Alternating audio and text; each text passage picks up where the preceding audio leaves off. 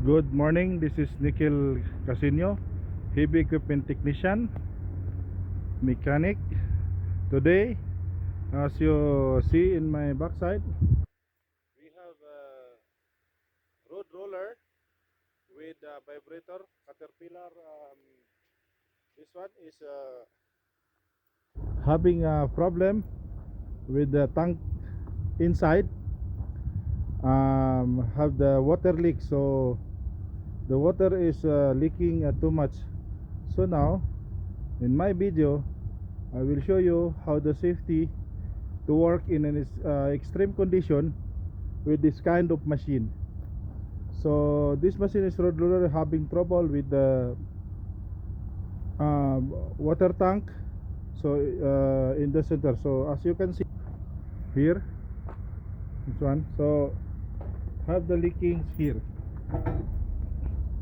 As you can see, this is very crucial.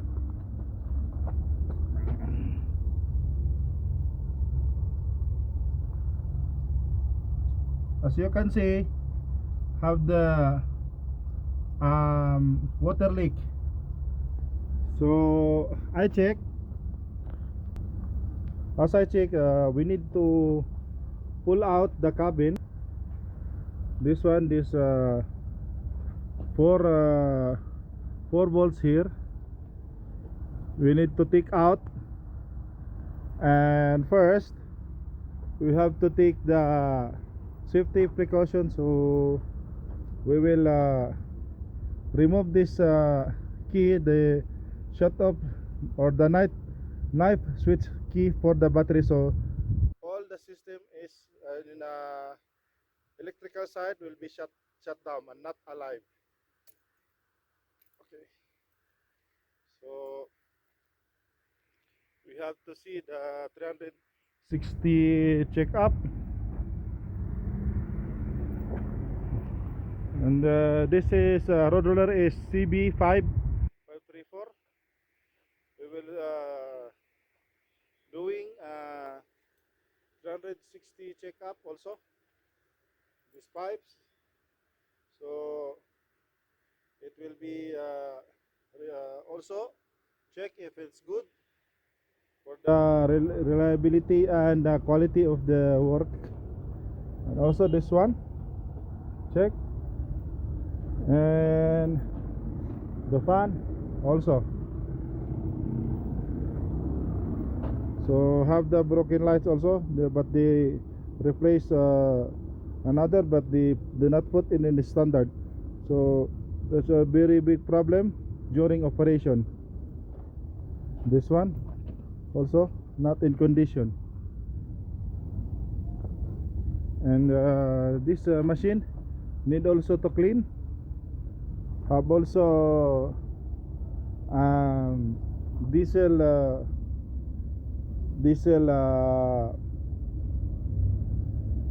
leakage, so it will be fixed also.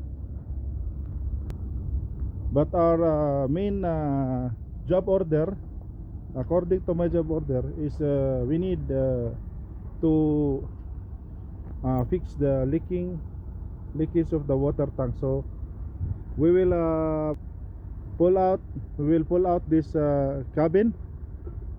We will pull out this cabin, and it also need to clean this one. So we need to take out this five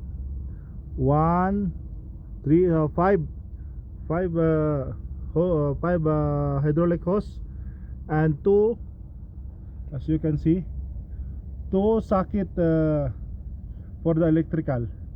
So if the cabin will go up, so it should be in a free way, so not being damaged the machine parts. It is important to take care every part of this machine. So I will show you next time the part 2, when we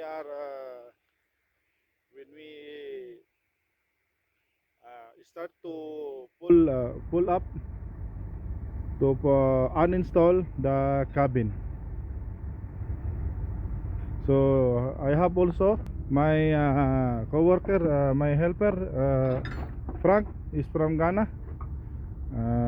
and he is my helper also, and I train also him to be a mechanic also here. So as of now, we will work each other to finish this job with safety. As you can see, we do have safety precautions for this kind of machine, so it will be done safely.